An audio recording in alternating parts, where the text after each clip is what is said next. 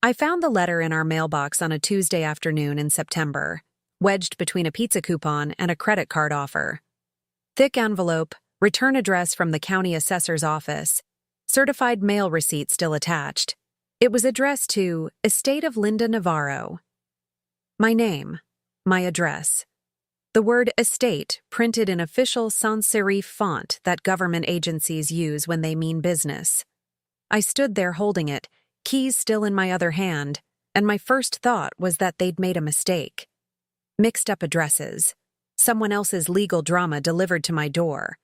I almost set it aside to return it. Sender unknown, not my problem. But my maiden name was printed there too, in parentheses. Linda Castellano Navarro. Nobody uses my maiden name except my grandmother and apparently the county government declaring me dead. I opened it standing in the driveway. My hands weren't shaking yet. That would come later.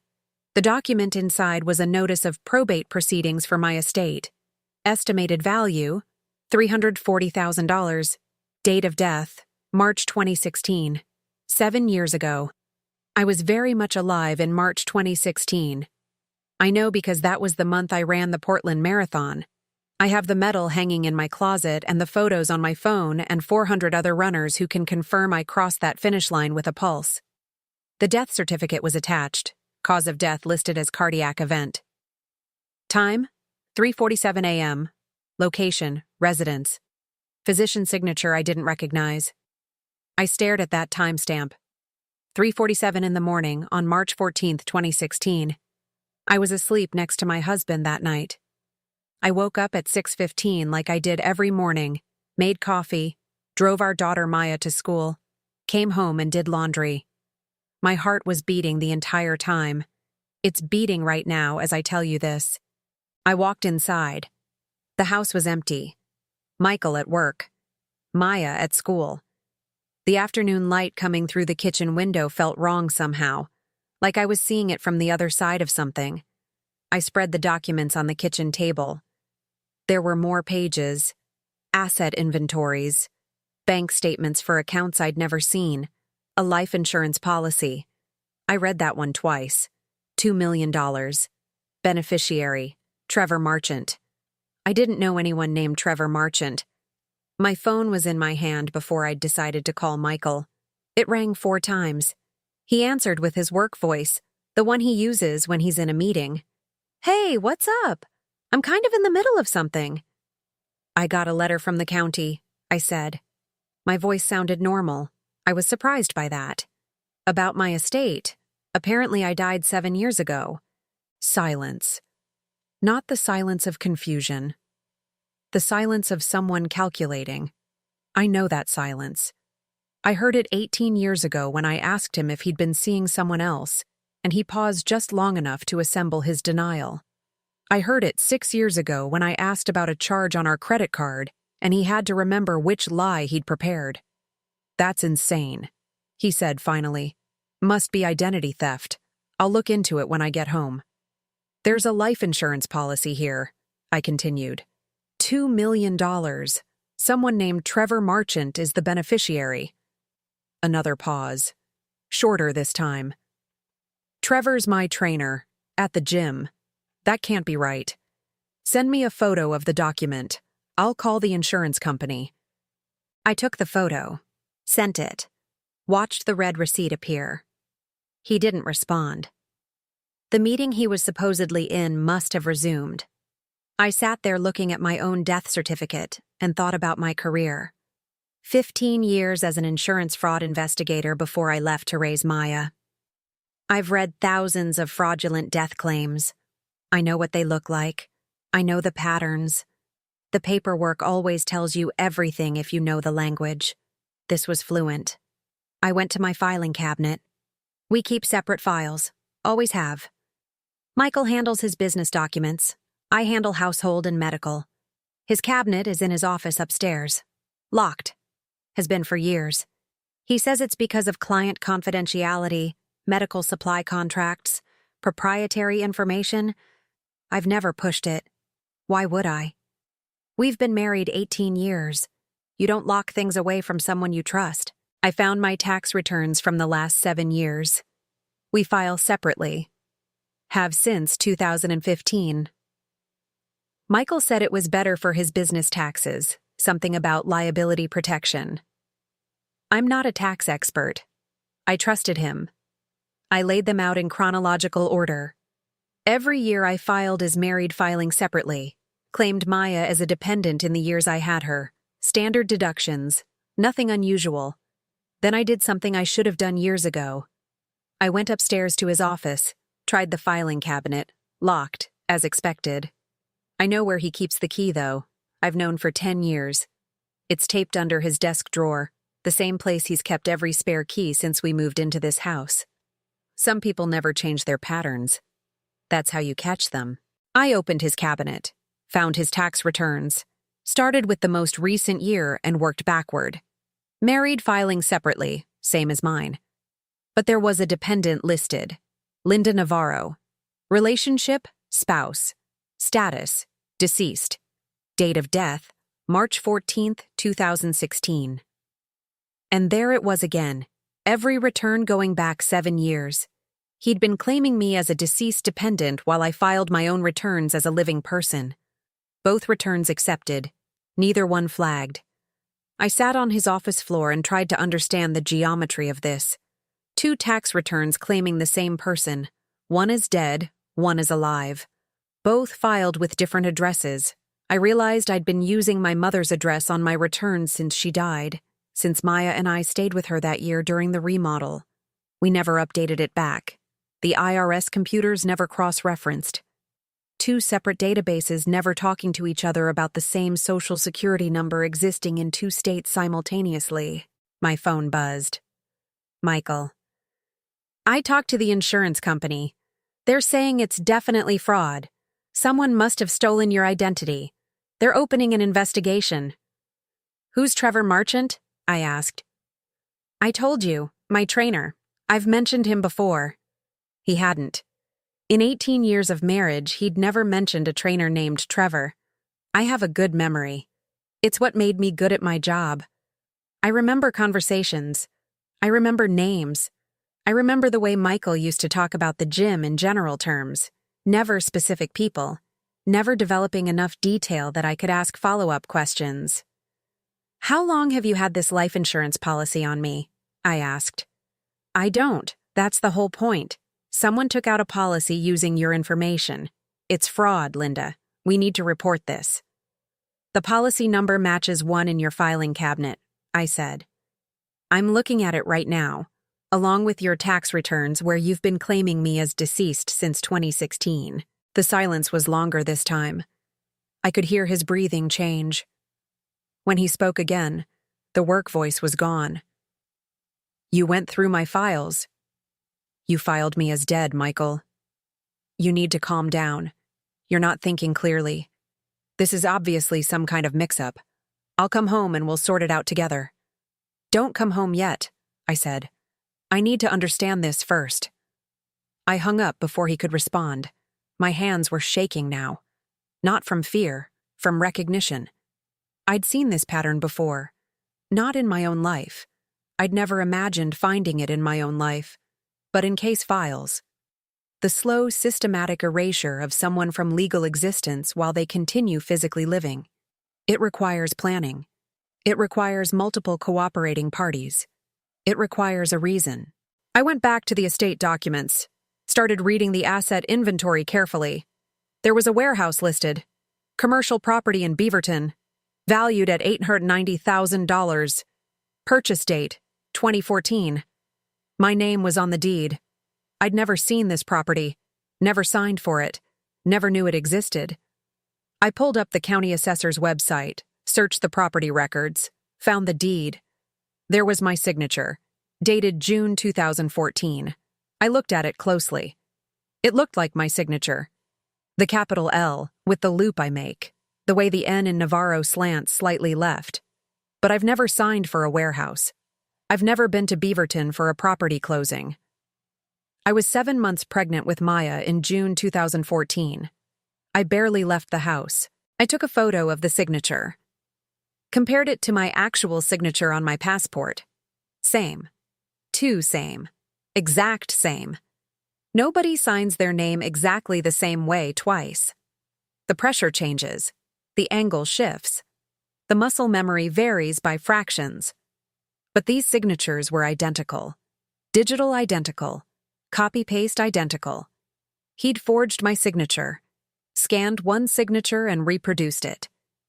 It's easier than people think if you have access to someone's documents. I'd signed thousands of things during our marriage: insurance forms, school paperwork, joint account applications. He had templates. He just needed the right document. I went back further in his files, found the incorporation papers for his medical supply company, Med Supply Solutions LLC, founded 2008, 2 owners listed: Michael Navarro, 75%, Linda Navarro, 25%. My initial investment, $200,000. That number I remembered. That was my inheritance from my grandfather. He died in 2007. Left me everything he'd saved. $200,000. Michael had a business idea: medical supply distribution, growing market, aging population, guaranteed demand. I believed in him. I gave him the money. We built something together. Except according to these papers, we didn't. There was an amendment filed in 2015. Dissolution of ownership interest. Linda Navarro relinquishing all shares to Michael Navarro for consideration of $1. Dated March 13, 2016. 1 day before I allegedly died. My signature on the document. That same too-perfect signature. I'd funded his company. He'd removed me from ownership the day before he killed me on paper. The company I didn't know I'd lost is now worth, I found the most recent valuation, $4.7 million. I gave him $200,000. He gave me a forged signature and a death certificate. My daughter would be home in 2 hours. I needed to think. I went to my bedroom, sat on the bed Michael and I have shared for 18 years. The bed where I was sleeping when I supposedly died of a cardiac event at 3:47 a.m. I thought about that night, March 14, 2016. I tried to remember anything unusual. Michael got up around 3 a.m. I remember because he woke me, said he couldn't sleep, went downstairs. I fell back asleep, woke up at my normal time. He was already up, making coffee, acting normal, acting like his wife hadn't just died in her sleep. He'd been planning this for years. The timeline assembled in my head. 2008, use my money to start the company. 2014, buy commercial property in my name without my knowledge. 2015, remove me from company ownership. 2016, declare me legally dead, continue for 7 years claiming me as a deceased dependent, collecting whatever tax benefits that generates, maintaining control of assets in my name while I physically exist, but legally don't. Why? That was the question. Why keep me physically alive if I'm legally dead? Why not divorce me? Why this elaborate construction? I found the answer in the next file. Lawsuit documents. Med Supply Solutions LLC vs. Hartman Medical Group. Dated 2019. Breach of contract case. I skimmed the complaint, found Michael's deposition, read his testimony. He talked about the stress of the business, the pressure, how his wife's mental health had declined, how she couldn't handle finances anymore, couldn't handle reality, eventually couldn't handle living. He'd created a narrative. Fragile wife, mentally unstable, the kind of woman who might sign away her assets, who might not notice property purchases, who might need her husband to take control because she wasn't capable. And if she died young of a cardiac event, well, tragic but perhaps not surprising given her mental state. Except I've never been diagnosed with any mental illness. I've never been hospitalized. I've never been treated by a psychiatrist. I have a primary care physician I see annually, Dr. Patterson, same doctor for 12 years. She'd confirm my mental state, normal, healthy, alive. I found another document, psychiatric evaluation, Dr. Richard Koenig, MD, dated January 2015. Patient, Linda Navarro. Diagnosis, major depressive disorder with psychotic features. Recommendation, involuntary commitment considered but patient refused treatment. Prognosis: poor without intervention. Patient deemed unable to make financial or medical decisions without oversight. I'd never met Dr. Richard Koenig. I'd never had a psychiatric evaluation. But here was his signature on a document declaring me mentally incapacitated. I looked up his license number, found his name in the State Medical Board database. License suspended 2021. Reason: multiple violations including falsifying patient records and accepting payment for fraudulent evaluations. Michael had paid someone to declare me crazy, then used that declaration to justify taking control of my assets. Then killed me on paper to finalize the theft. And I'd been walking around alive and unaware for 7 years while he built a legal infrastructure that erased me from my own life. My phone rang. Michael again. I didn't answer. He called 3 more times, then texted. "We need to talk. Coming home now." I looked around the bedroom. Our bedroom? Was it our bedroom? My name wasn't on the deed to this house. I checked. Purchase 2010. Sole owner, Michael Navarro. Purchased with a down payment of $150,000. I'd paid that down payment from my savings. But the deed said sole owner. Another signature I'd supposedly signed transferring my interest. Everything I thought I owned, I didn't. Everything I thought I'd built with him, I'd funded for him.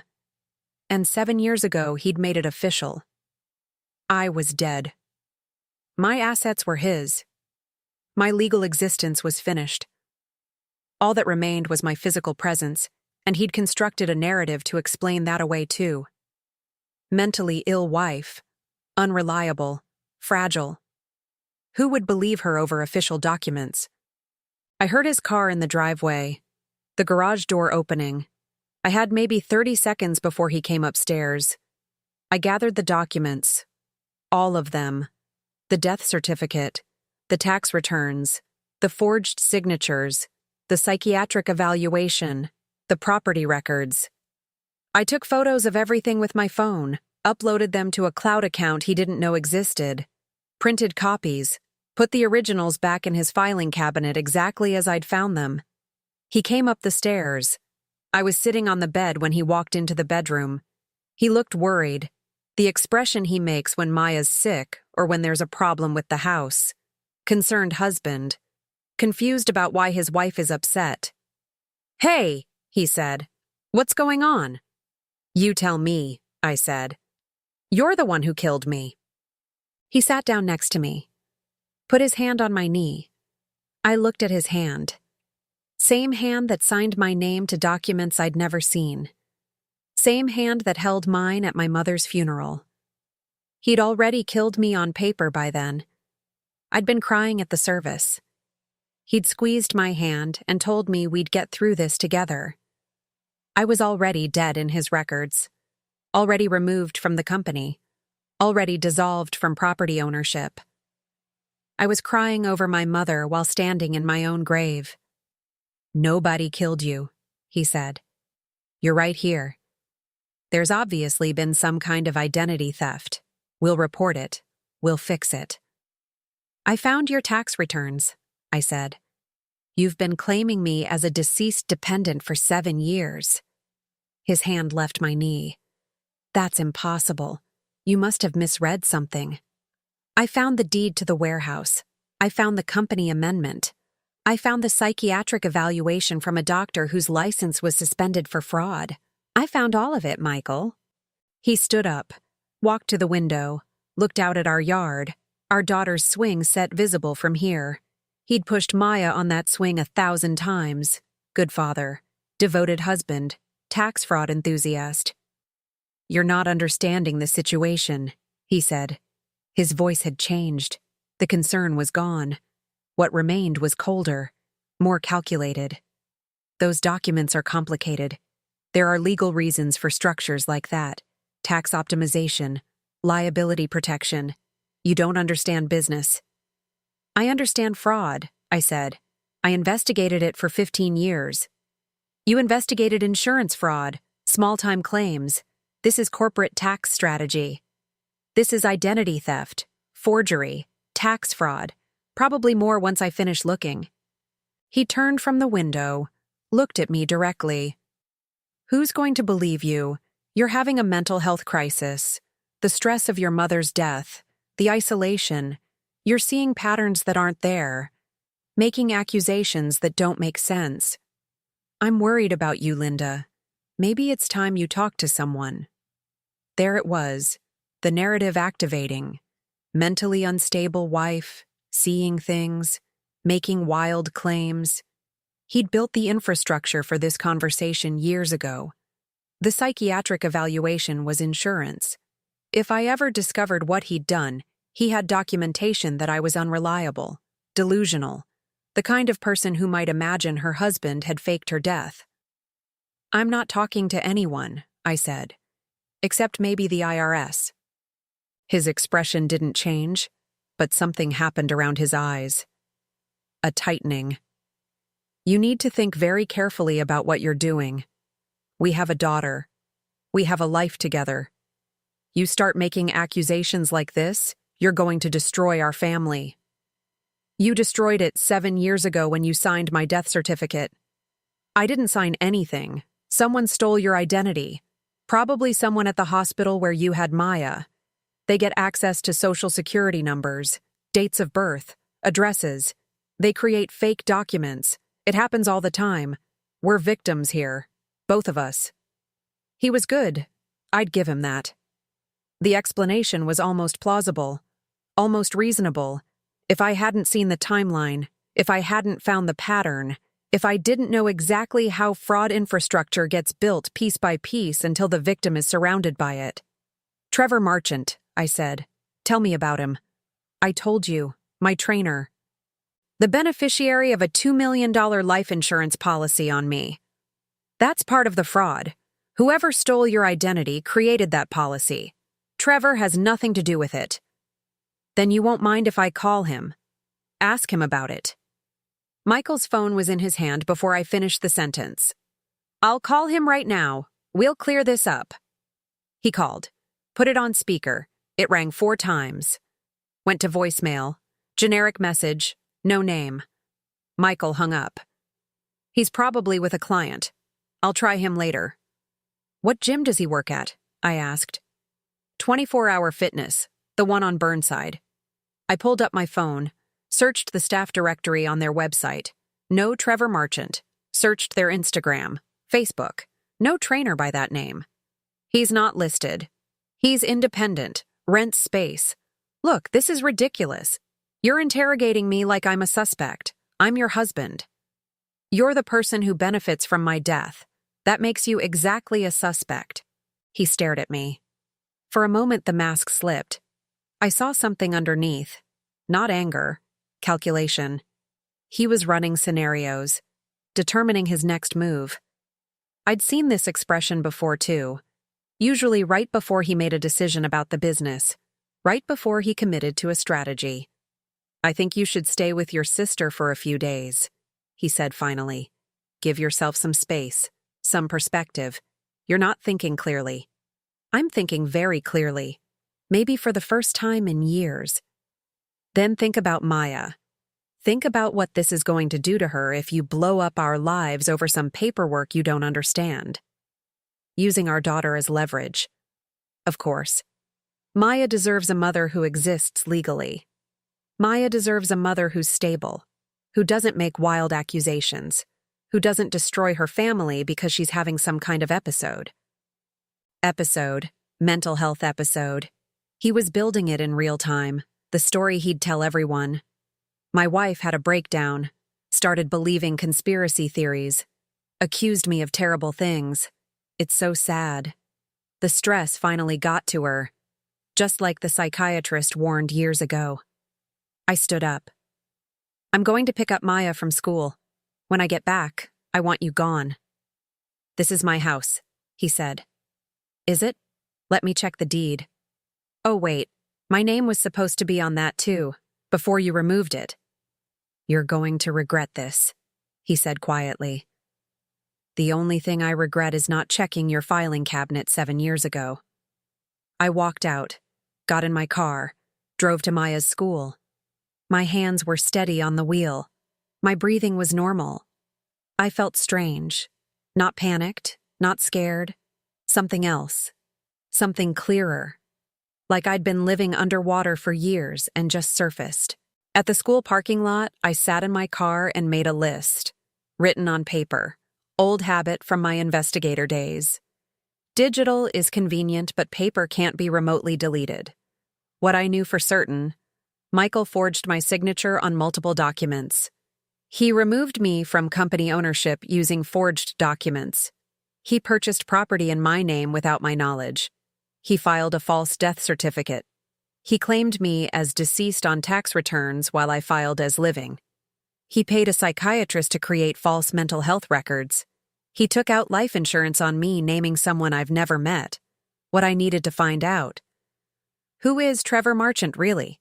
How many other documents have forged signatures? What other assets exist in my name? How deep the tax fraud goes? Who else knows about this who I needed to contact? IRS, Social Security Administration, FBI, identity theft is federal. County assessor, state medical board, my old supervisor at the insurance fraud division. The school bell rang. Children poured out. Maya emerged with her backpack, laughing with a friend. 11 years old. She has my eyes and Michael's smile. She doesn't know that her mother is legally dead. She doesn't know that her father is a criminal. She knows we're having a rough patch. That daddy works a lot. That mommy seems sad sometimes. She got in the car. Hey, Mom, can Sophia come over? Not today, sweetie. I need to talk to you about something. Are you and Dad getting divorced? The question shouldn't have surprised me. Kids know. They feel the tension even when you think you're hiding it. Maybe. Would that be okay? She was quiet for a moment. Then, Jacob's parents got divorced last year. He says it's better now. They don't fight anymore. Your dad and I don't fight. You don't talk either. That's worse. She was right. We'd stopped talking years ago. Or maybe we'd never really talked. Maybe I'd been talking to a performance. A character Michael played. Devoted husband. Family man. While the real Michael was building an empire on forged signatures and false death certificates. I found out some things, I said carefully. About our money. About legal stuff. It's complicated. But I need you to know that everything I'm doing is to protect us. Both of us. Okay? Okay, she said. Is Dad in trouble? Yeah, he is. Did he do something bad? Yes. She processed this. Does he know you know? Smart kid. Yes. Is he going to be mad? Probably. Are we safe? That question stopped me. Was she safe? Michael had spent 7 years methodically committing fraud. He'd paid off professionals. He'd forged documents. He'd constructed an entire legal alternate reality. What would he do if that reality was threatened? We're safe, I said. But I wasn't sure. I wasn't sure at all. When we got home, Michael's car was gone. I checked the house. His laptop gone. Some clothes gone. His filing cabinet emptied. Every document I'd photographed earlier, gone. He'd cleared out the evidence, or tried to. He didn't know about my photos. Didn't know I'd uploaded everything to the cloud. There was a note on the kitchen table. Linda, I'm staying at a hotel while you calm down. Please don't do anything rash. Think about Maya. We can work through this. Call me when you're ready to talk reasonably. M. Talk reasonably. Code for, accept the narrative I've built. Agree that you're unstable. Let this go. I called my sister Rachel instead. Told her everything. Her silence was different from Michael's. Not calculating. Shocked. When she finally spoke. Holy shit, Linda, holy actual shit. I need a lawyer, I said. Do you know anyone who handles fraud cases? My friend Sarah does white-collar crime, corporate fraud, tax stuff. She's a prosecutor. Can you call her tonight? Already texting her. Within an hour, Sarah called me. I walked her through everything, sent her the photos. She was quiet while she reviewed them. Then, this is federal. Multiple agencies. IRS definitely. FBI probably. Social Security Administration. This isn't a civil case. This is criminal fraud. Linda, your husband is looking at serious prison time. Good, I said. And I meant it. Before we report this, I need to ask, do you want to pursue this? Because once we start, there's no stopping it. The agencies will investigate. They'll prosecute if they find evidence. Your marriage is over. Your husband goes to prison. Your daughter's father becomes a convicted felon. This will be public, messy, permanent. Are you sure? I thought about Maya. Thought about what it would do to her to watch her father go to prison. Then I thought about what it would do to her to grow up watching her mother accept being erased. To learn that you can steal someone's entire existence and face no consequences. To internalize that lesson, women can be made to disappear. I'm sure, I said. Okay, I'll make the calls tomorrow. In the meantime, don't confront Michael again. Don't let him know what you're planning. Just act normal. Act normal. Pretend I'm not legally dead. Pretend my husband hasn't stolen my identity. Pretend 7 years of fraud never happened. I've been acting normal my whole marriage. What's one more day? That night, Maya asked if Dad was coming home. I said not tonight. She accepted this without questions. We made dinner together, watched a movie, normal evening. Except I kept thinking about the death certificate. Time of death, 3:47 a.m. What was Michael doing at 3:47 a.m. on March 14, 2016? He got up, went downstairs, couldn't sleep, he'd said. But maybe he was doing something else. Maybe he was filing paperwork, making calls, putting the final pieces in place, killing his wife on paper while she slept upstairs. I put Maya to bed, checked all the locks, set the alarm, irrational maybe. Michael had never been violent, but he'd also never been a criminal in my mind until today. I didn't know what he was capable of. I'd been married to him for 18 years and discovered I didn't know him at all. I couldn't sleep, lay in bed thinking about the timeline, about all the moments I'd missed.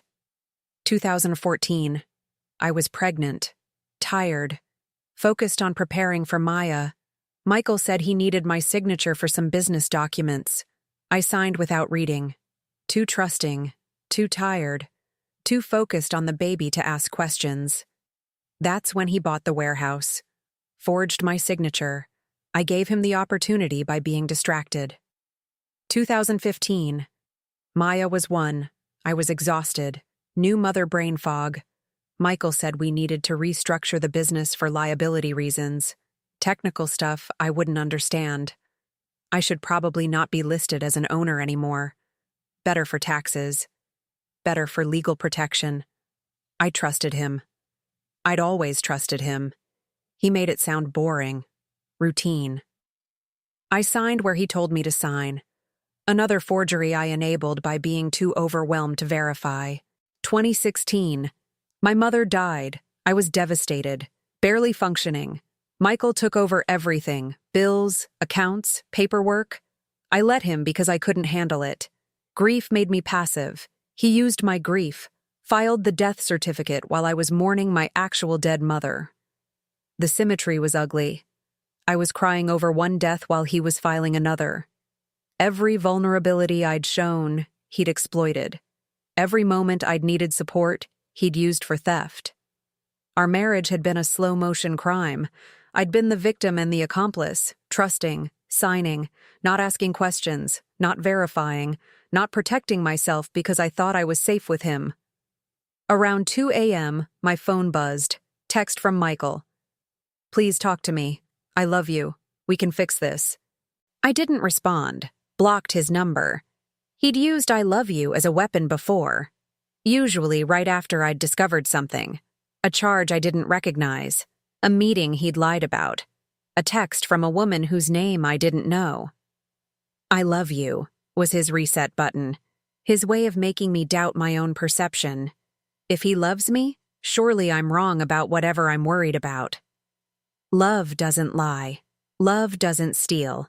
Except it does when the person saying it isn't feeling it. Sarah called the next morning. I contacted the IRS Criminal Investigation Division. They want to meet with you. They're also bringing in the FBI. This hits multiple statutes: wire fraud, identity theft, tax fraud. They're very interested. When? I asked. Friday. 2 days. Don't contact Michael until after. Don't give him any warning. They want to preserve evidence. Make sure he doesn't destroy more than he already has. He emptied his filing cabinet, took his laptop.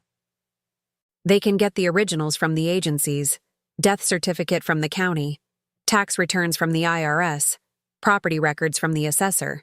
The digital trail exists everywhere he filed. He can't delete official records. He just doesn't know you have copies of what he took. 2 days. I had to act normal for 2 days. Maya asked again if Dad was coming home. I said soon. She said her friend's dad moved out and visits on weekends now. Is that what we're doing? I said maybe. She said, okay. Kids are resilient. Or maybe they just adapt because they have to. I spent those 2 days documenting everything I could remember. Every signature I'd signed without reading. Every time Michael had said, trust me, or it's too complicated to explain, or I'll handle it. Every moment I'd been too tired, too sad, too distracted to verify. I wrote it down. Dates if I could remember them, approximate times if I couldn't. I also searched the house for anything he'd missed. Found his old laptop in the garage, the one he replaced 2 years ago.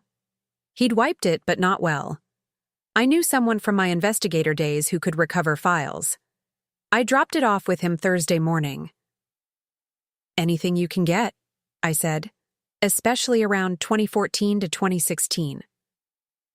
Friday morning, I drove to the federal building downtown, left Maya with Rachel. Sarah met me in the lobby. We took the elevator to the 9th floor, conference room with a view of the river. 3 people waiting: IRS Special Agent Martinez, FBI Special Agent Chen, and an assistant U.S. attorney named Williams. They had the documents I'd sent, spread across the table: death certificate, tax returns, property records, psychiatric evaluation, insurance policy, the physical evidence of my legal erasure. Agent Martinez started. Walk us through the timeline. When did you first become aware of these documents? I told them everything. The letter, the filing cabinet, the forged signatures, the pattern. They took notes, asked questions, verified details. After an hour, Agent Martinez said, "This is one of the more elaborate identity theft schemes I've seen. Usually it's stealing someone's SSN to open accounts. This is different. He didn't steal your identity to become you. He stole it to erase you while keeping you physically present. That's unusual." Why? I asked. Control, Agent Chen said. If he divorces you, you get lawyers, you get assets, you get rights. If he kills you actually, there's an investigation, police, evidence, risk. But if he kills you legally while keeping you physically alive, he gets all the benefits of your death without the complications. He controls the narrative. You're mentally unstable, according to the psychiatric evaluation. You're dependent on him. If you ever figure it out and try to fight back, he's already built the case that you're unreliable. Can you prove he did this? I asked. Or is it just my word against his? William spoke. We have your tax returns showing you're alive. We have his tax returns showing you're dead. We have the death certificate with a physician's signature we can verify. We have property records with signatures we can analyze. We have the psychiatric evaluation from a doctor who's already been disciplined for fraud. We have the life insurance policy with a beneficiary we can interview.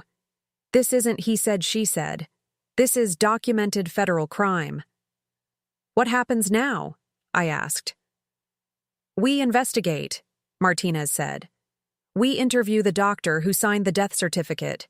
We interview Trevor Marchant. We examine every document with your signature. We subpoena the bank records for the accounts listed in the estate. We build the case. Then we prosecute. How long? I asked. Months. Maybe a year. These cases take time. What should I do? Live your life. Protect yourself. Document any contact he makes. Don't let him know we're investigating. Let him think you've dropped it. Let him feel safe. I left the federal building feeling strange.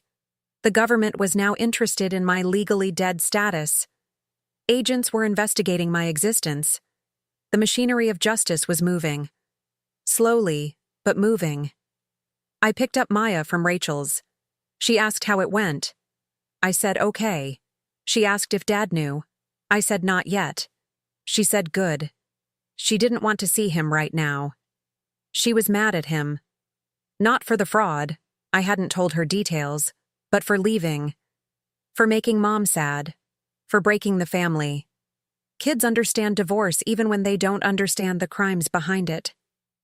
That night, Michael texted from a different number. I hadn't blocked them all. We need to talk about the house, about Maya's schedule, about us. Please call me. I didn't respond. Sarah had said no contact. Let him wonder. Let him worry. Let him think maybe I'd accepted his narrative. Maybe I was getting help. Maybe I was seeing that psychiatrist he'd been suggesting. Maybe I was becoming the story he'd written. A week passed. Then 2. Life developed a strange rhythm. I took Maya to school, worked on freelance insurance consulting projects I'd picked up, cooked dinner, helped with homework. Normal life. Except I knew agents were interviewing people, examining records, building a case. The invisible investigation happening around my visible routine. My old colleague called about the laptop. I got files, a lot of files, emails mostly, some spreadsheets. You want to come look? I went that afternoon. He'd set up the recovered data on his computer, organized by date. I started with March 2016, found an email thread between Michael and Dr. Koenig. The subject line, consultation needed. Michael's email, I need documentation of mental health issues for my wife, severe enough to justify loss of financial decision-making capacity. Can you provide this? We'll compensate appropriately. Dr. Koenig's reply, I can prepare an evaluation based on described symptoms. Standard fee for this service is $15,000, half upfront, half on delivery of documents. I read it 3 times. The casual transaction, the explicit fraud, this service. Like it was routine, like doctors sold fake psychiatric evaluations every day. I kept reading, found emails about the death certificate. Michael had contacted a different doctor, Dr. Paul Simmons. The email was brief. Need a favor. Can you sign a death certificate? Date, March 14, 2016. Cause, cardiac event. I'll handle the filing. Compensation, $10,000. Dr. Simmons had replied, call me. There was no record of the call, but there was a record of a Venmo payment, Michael to Paul Simmons, $10,000. Date, March 18, 2016. 4 days after I allegedly died. I found emails about Trevor Marchant. Turns out Trevor was real. Michael's gym trainer, like he'd said. But also Michael's brother's boyfriend. I found the thread. Michael's brother James asking, when are you finally going to make it official? Attached photo of divorce papers. And a second attachment, life insurance policy application. Beneficiary, Trevor Marchant. James's message continued. Trevor's nervous, but he trusts you. This better work. This better work. The life insurance was a backup plan. If I actually died, accident, illness, whatever, the policy paid out to Trevor. Who would give the money to James? Who would split it with Michael? My death would be profitable. My life was just delaying the payout. I felt sick, literally sick. Ran to the bathroom, threw up. When I came back, my colleague was reading the emails. Jesus, Linda. This is conspiracy. This is multiple people planning fraud. This is bad. Can you make copies? Multiple copies? Already did. Cloud backup too. These aren't disappearing. I took the files to Sarah. She read them in her office while I sat there. Watched her expression change. She called Agent Martinez. You need to see these. Today. I went back to the federal building, Same conference room, same agents, new evidence. They read the emails, made calls. 30 minutes later, they had arrest warrants being prepared. Michael, James, Dr. Koenig, Dr. Simmons, Trevor Marchant, all of them. Conspiracy to commit wire fraud, identity theft, tax fraud. For Michael, additional charges of forgery and filing false documents. We're picking them up tomorrow, Martinez said. Early morning, coordinated arrests. We don't want anyone running. What about Maya? I asked. She's going to know when her father gets arrested. We can have someone talk to her, victim services, help her understand. I'll tell her, I said. Tonight.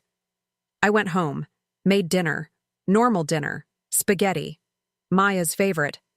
We ate, talked about school, her science project, her friend's birthday party this weekend. After dinner, I asked her to sit with me. Dad's going to be arrested tomorrow, I said. She stared at me. Arrested like police arrest? Yes. Why? He stole money. He lied to the government.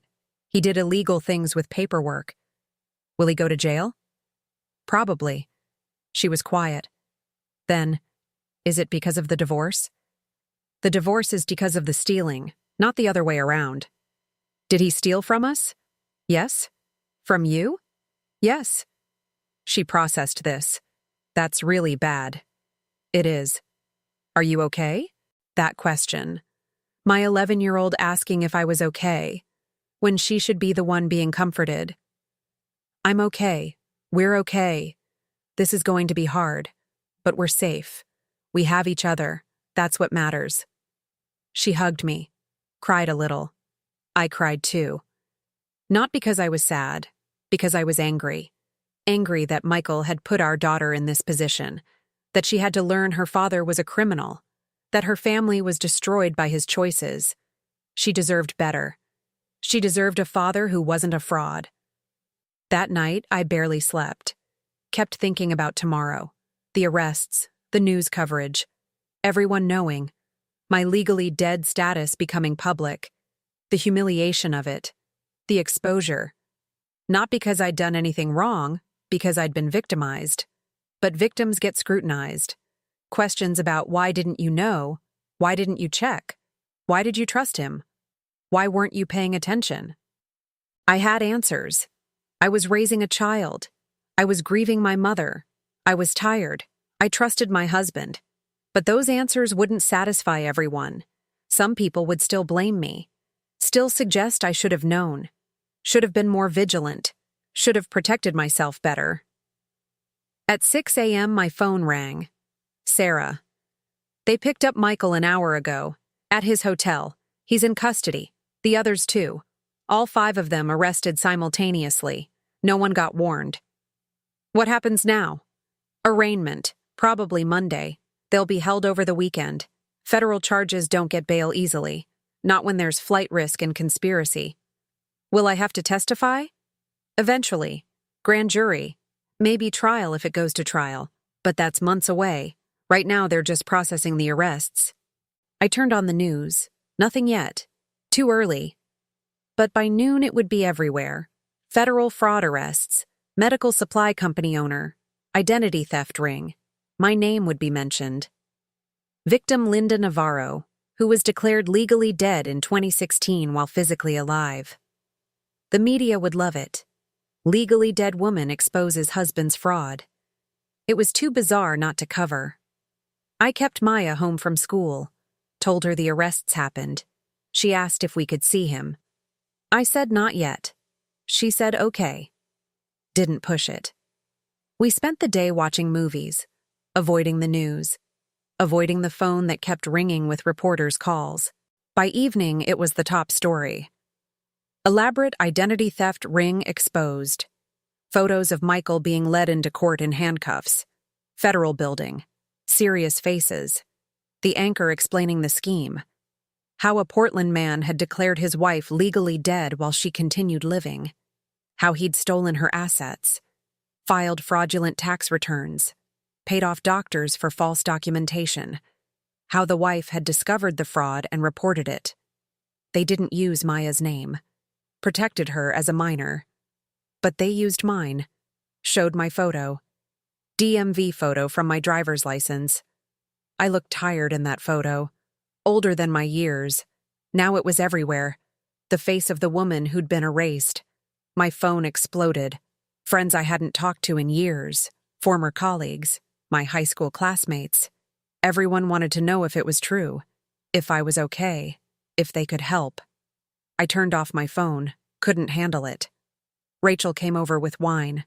"You're famous," she said. "I'm humiliated," I replied. "You're a survivor. There's a difference.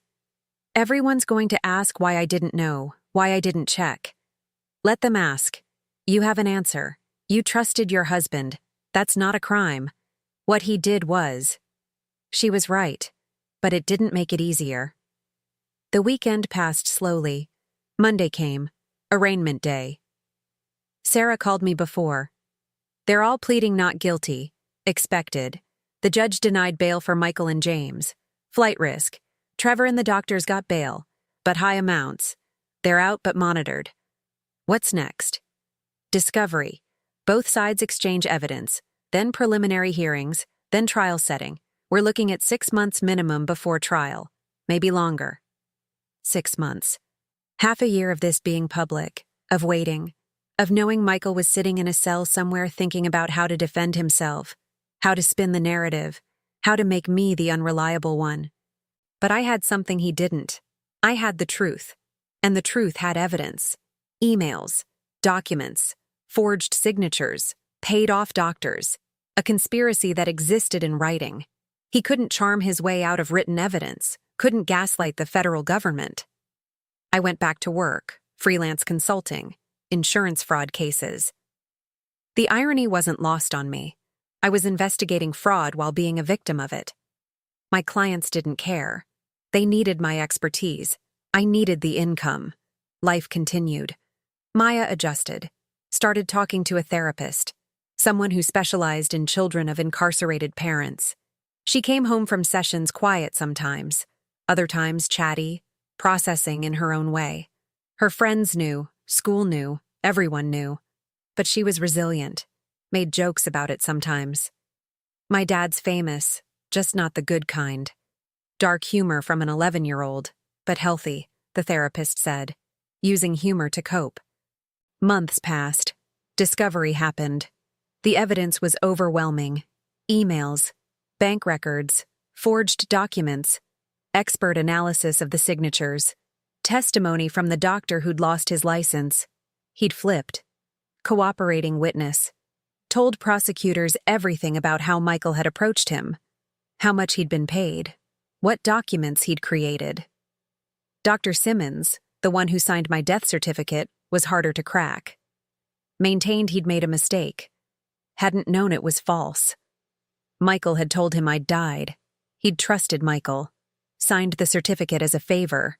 Didn't know it would be filed officially. Weak defense. Prosecutors had the Venmo payment. Had the emails planning it. Had the timeline showing deliberate fraud. Trevor Marchant claimed he didn't know. Said he thought the life insurance was legitimate. Said Michael had told him it was for estate planning. Believed him because why wouldn't he? But the emails from James undermined that defense. Trevor's nervous, but he trusts you. Implied Trevor knew something was questionable. Knew enough to be nervous. James was fighting hardest. Claimed he was joking in the emails. Didn't actually expect Michael to commit fraud. Was shocked when it happened. But prosecutors had phone records showing dozens of calls between James and Michael in March 2016, right when I died. Hard to claim you didn't know when you were on the phone constantly during the execution of the crime. By month 4, plea deals started being offered. The doctors first. Dr. Koenig took a deal. Pleaded guilty to conspiracy to commit fraud. Agreed to testify against Michael. Sentence: 2 years federal prison, medical license permanently revoked, restitution of $15,000 to me. Dr. Simmons held out longer, but eventually took a deal too. Similar terms. 3 years because his role was bigger. He'd signed the actual death certificate. That document had triggered everything else. His crime was foundational. Trevor took a deal. Minimal sentence. 6 months home detention. Cooperating witness. He'd testify about the conversations with James and Michael about the insurance policy. That left James and Michael, brothers, co-conspirators, both facing significant prison time. James broke first, took a deal in month 7, 5 years, testimony against Michael. He'd tell prosecutors everything, the planning, the conversations, the conspiracy. In exchange, the government wouldn't pursue additional charges they could have brought. Michael refused all deals, insisted on trial, maintained his innocence. His lawyer was arguing entrapment, coercion, misunderstanding, weak defenses. But Michael was stubborn, always had been. He'd built an empire on convincing people of things that weren't true. Thought he could convince a jury. The trial was set for month 10. November. Almost a year since I'd found that first letter. A year since I'd learned I was legally dead. A year of investigations and arrests and media coverage and therapy and learning to live as a publicly known fraud victim. Sarah prepared me for testimony. They're going to attack your credibility. Suggest you knew about some of it. Suggest you benefited. Suggest this is revenge for an affair or a bad marriage. They'll make it about your relationship, not his crimes. I never benefited, I said. I lost everything. You'll have to prove that. Show the jury you were a victim, not a participant. The documents prove that. I didn't sign them. Forgery experts already confirmed. Documents prove he forged signatures. They don't prove you didn't know. That's the gap his defense will exploit. She was right. I could prove forgery. But proving I didn't know he was forging my signature while I was married to him and living in the same house, that was harder. That required the jury to believe I was genuinely deceived, that an insurance fraud investigator didn't notice her own husband committing fraud against her. The irony would be used against me. I knew it. She investigates fraud for a living but didn't notice her husband's scheme. Either she's incompetent or complicit. That would be the argument. I was focused on our child, I'd say. On my mother's death. On trusting my husband. I didn't think I needed to investigate my own marriage. That's good, Sarah said. Use that. Trust, marriage, family. The jury will understand. Most people trust their spouses. Most people don't verify every document. That's normal. That's human. Trial started November 3rd. Federal Courthouse. Judge Hernandez presiding. Jury selection took 3 days. They needed people who could understand complex financial fraud, but who hadn't followed the media coverage too closely. Hard to find. Everyone had heard about the woman who was declared dead. But they found 12 people who claimed they could be impartial. Opening statements. Prosecutor Williams laid it out. The defendant systematically erased his wife from legal existence while she continued physically living. He did this to steal her assets, control her life, and position himself to benefit from her eventual actual death. This was not a mistake. This was not a misunderstanding. This was a conspiracy he planned, executed, and maintained for 7 years. The evidence will prove every element of this crime. Michael's lawyer, an expensive defense attorney named Patterson, countered, "This is a case about a marriage falling apart and a vindictive wife seeking revenge." Linda Navarro knew about these documents. She signed them willingly. When the marriage deteriorated, she reframed legal financial planning as fraud. The prosecution's case relies on her testimony, but she has every reason to lie. She wants her husband's assets. She wants sole custody of their child. She wants to destroy him. And she's using the federal government to do it. I sat in the gallery watching. Not allowed to observe testimony until after I'd testified, but I could watch opening statements. Heard myself described as vindictive, as a liar, as someone weaponizing the legal system. The rage was physical, burning in my chest. Maya wasn't there. Too young. Protected from this. staying with Rachel during trial weeks. I'd see her in the evenings. She'd ask how it went. I'd say fine. We'd have dinner. Watch TV. Not talk about Dad sitting in that courtroom listening to evidence of his crimes. The prosecution called witnesses. First, the investigators. Agent Martinez walked the jury through the evidence: death certificate, tax returns, property records, insurance policy. Each document projected on screens. The jury saw my signature, saw it was identical across multiple documents, saw the expert analysis proving forgery, saw the email trails paying doctors, saw the Venmo payments. Dr. Koenig testified, described how Michael had approached him, what he'd been asked to create, how much he'd been paid. Defense attorney tried to suggest he was lying to reduce his sentence. But the emails existed, the payment existed, the false psychiatric evaluation existed. Hard to cross-examine documentary evidence, Dr. Simmons testified. Similar story. Approached by Michael. Asked to sign a death certificate for a woman who hadn't died. Paid $10,000. Defense tried the same approach, lying to save himself. But again, the evidence was documented. Trevor Marchant testified. Nervous. Young. Explained how James had told him about the life insurance, how it would take care of everyone when it eventually paid out. Defense suggested he'd misunderstood, that the insurance was legitimate estate planning.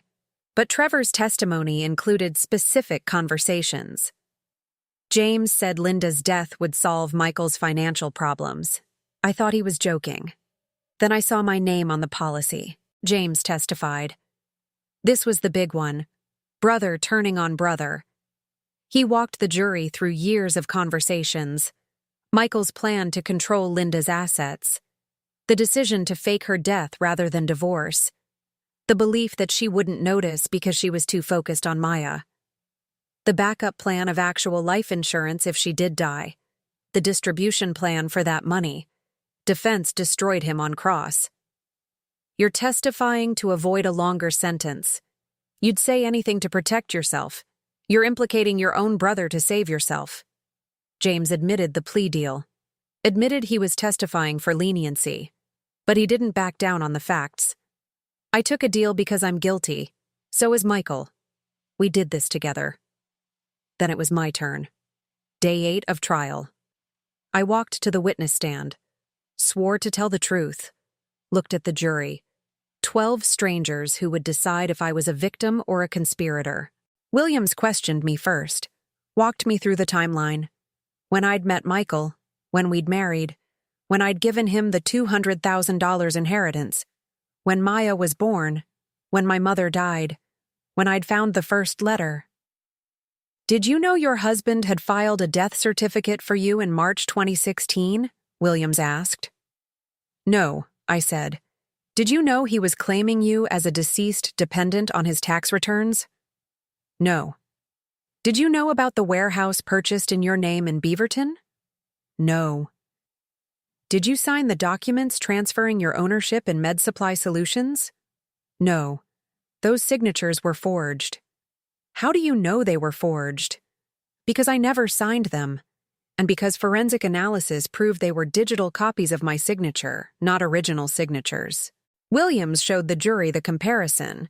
My real signature from my passport, the signatures on the forged documents, explained how the pressure, angle, and variation proved one was real and the others were reproduced.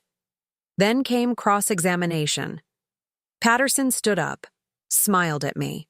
Friendly, sympathetic, the worst kind of cross. Ms. Navarro, you were an insurance fraud investigator for 15 years, correct? Yes. You investigated identity theft cases? Among other types of fraud, yes. You know how to spot forged documents? Yes. You know the signs of financial fraud? Yes. And yet you claim you didn't notice your husband committing fraud against you for 7 years. How is that possible? I wasn't investigating my husband. I was trusting him. You trusted him enough to sign documents without reading them? Sometimes, when I was tired or focused on other things. Like when you signed over your ownership in the company. I didn't sign that. It was forged. But you admit you sometimes signed documents without reading them, so how can you be certain you didn't sign this one?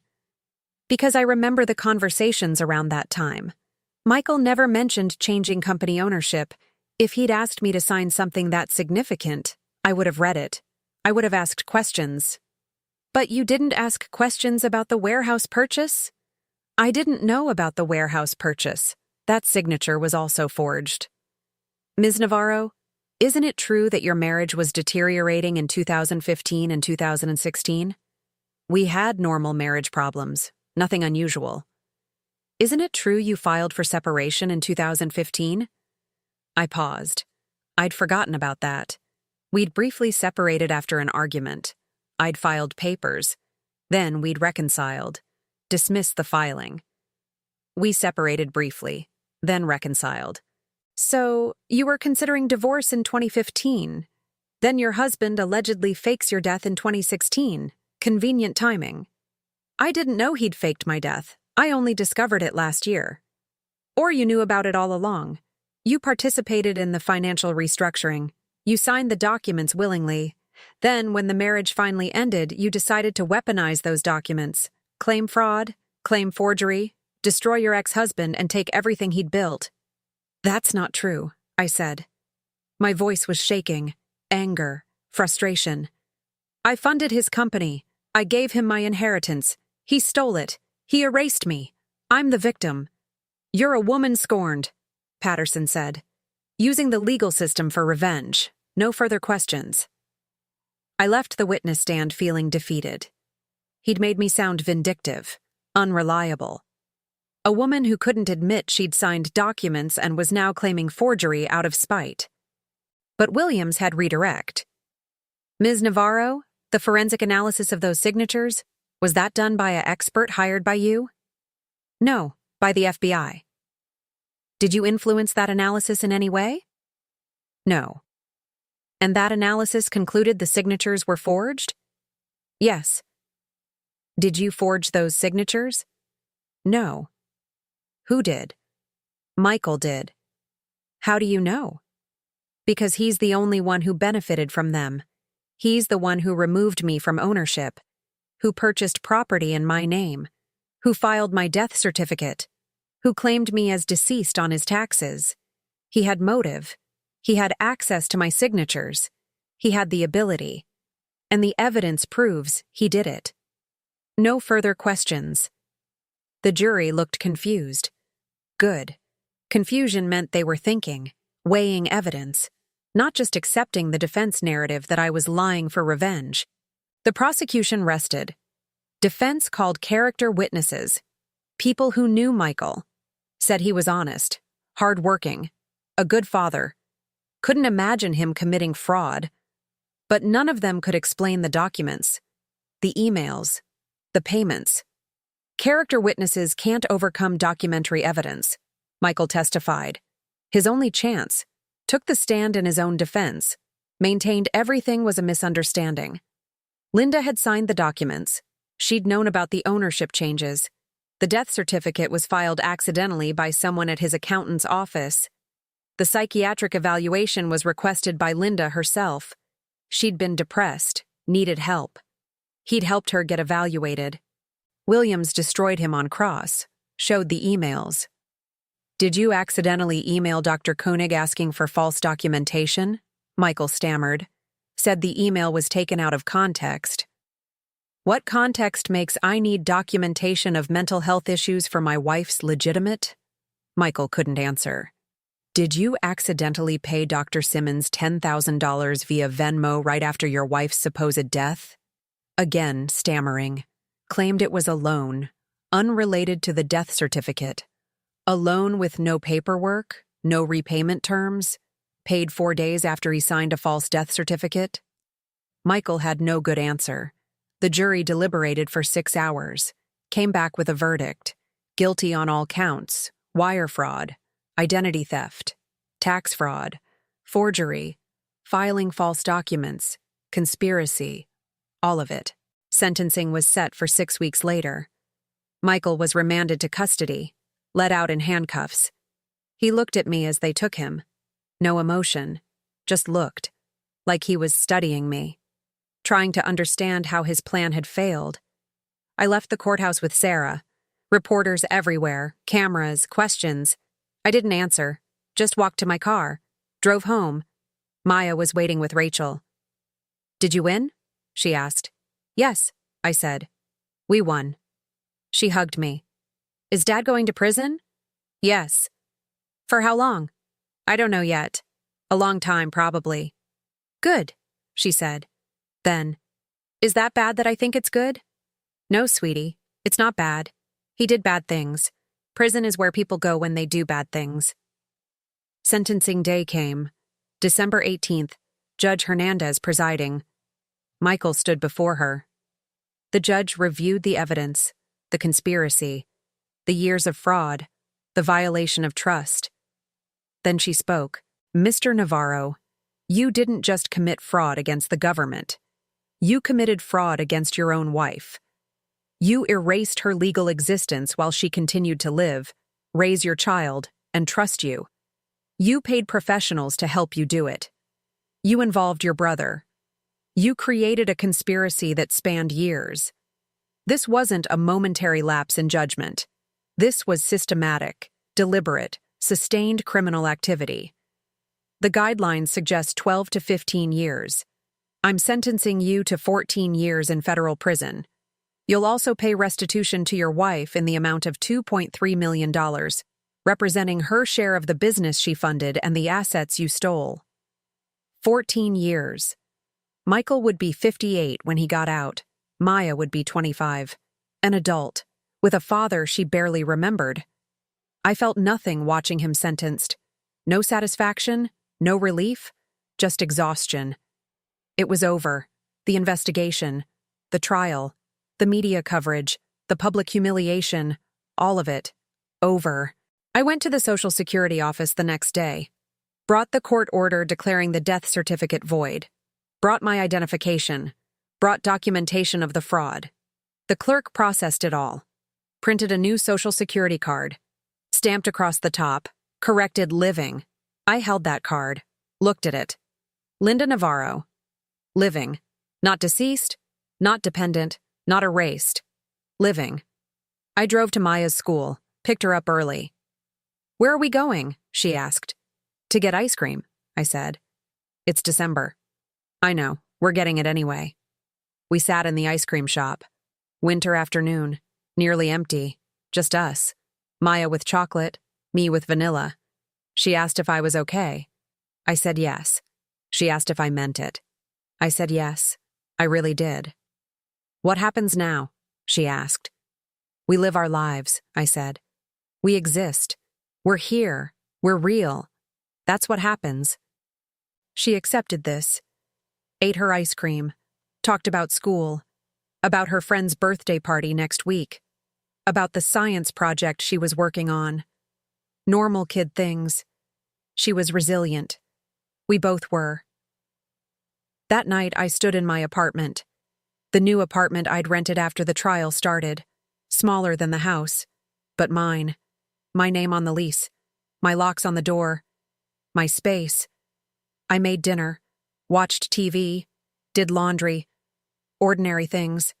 But they felt different. They felt mine. I pulled out my old Social Security card. The one my grandmother had laminated for me when I was 16. The original proof of my existence. I'd kept it in a fire safe Michael didn't know about. Hidden. Protected. A piece of me he couldn't steal. I set it next to the new card, the corrected one.